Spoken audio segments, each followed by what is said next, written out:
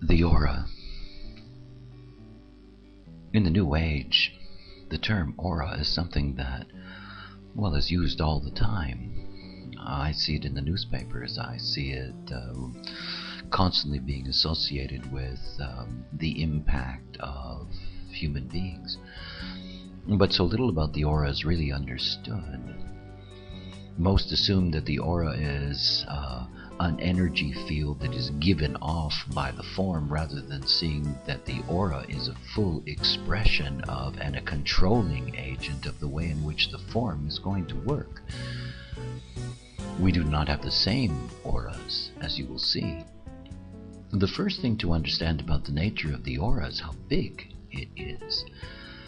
What you get to see in human design, through the mechanics of human design, is that you get to see how easily you are conditioned by another human being when that human being enters into your aura.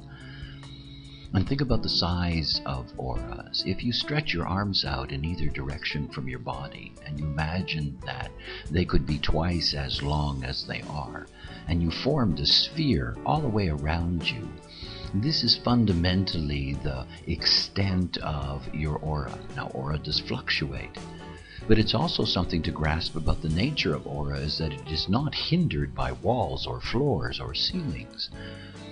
The reality is that when you are standing in a room in an apartment complex and you have a common wall that you share with a neighbor, the fact is that as you stand beside that wall, your aura is penetrating into the other space. Not only is it penetrating into the other space, but obviously it can be deeply impacted and conditioned if somebody is in that other space and they are connected to your aura.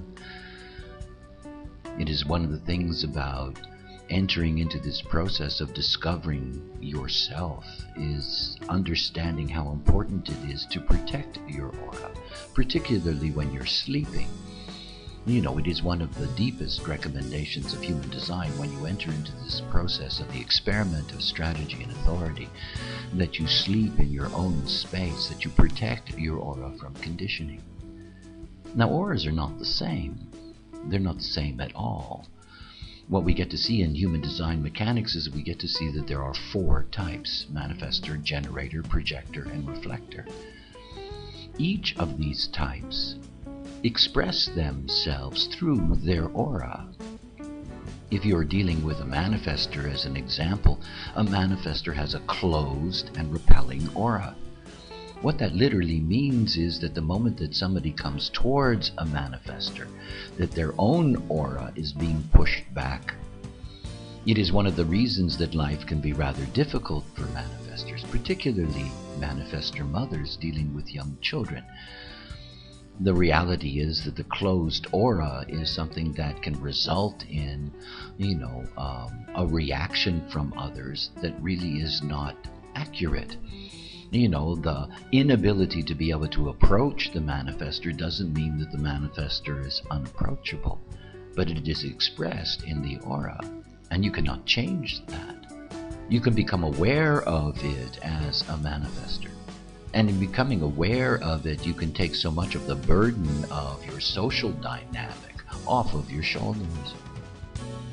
If you're a generator, you have an open and enveloping aura. This is the most powerful aura that we have.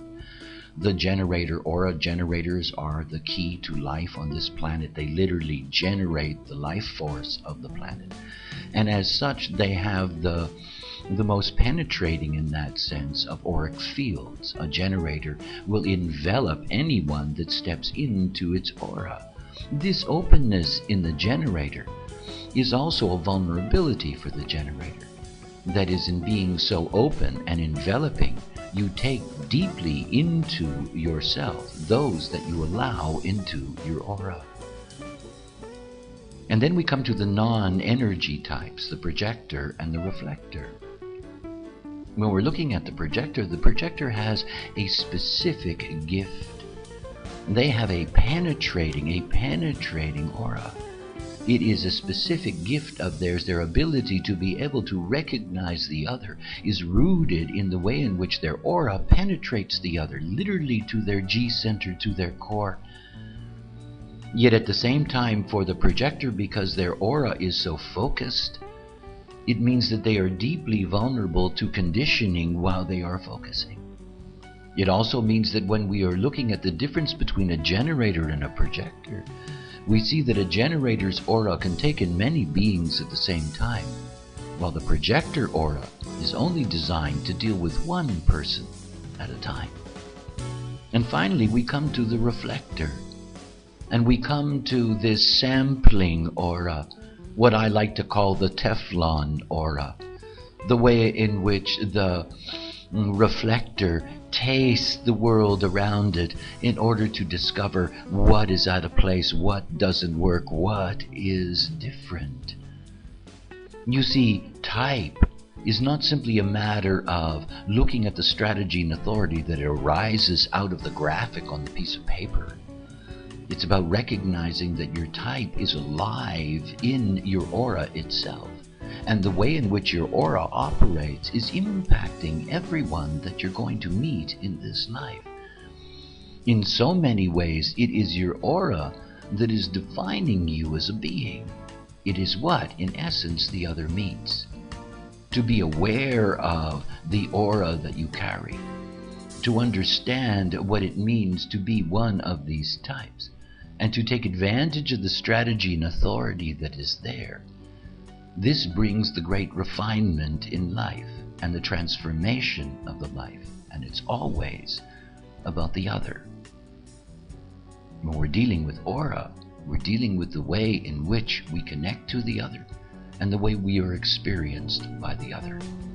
So many auras are chaotic in the way in which they operate because the beings themselves are not correct.